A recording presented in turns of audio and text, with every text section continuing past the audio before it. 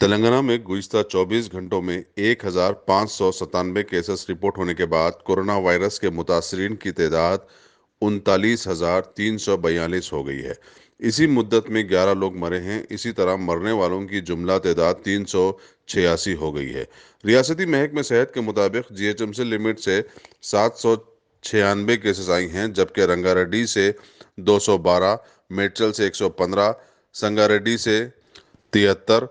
खम्मम से 6, कामारेड्डी से 30, वरंगल अर्बन से 44, करीमनगर से 41, यादाद्री भुवनगिरी से 13, महबूबाबाद से 5, पेद्दापल्ली से 20, मेदक से 18, महबूबनगर से 21, मंचिरियाल से 26, भद्राद्री कोत्तागुड़म से 7,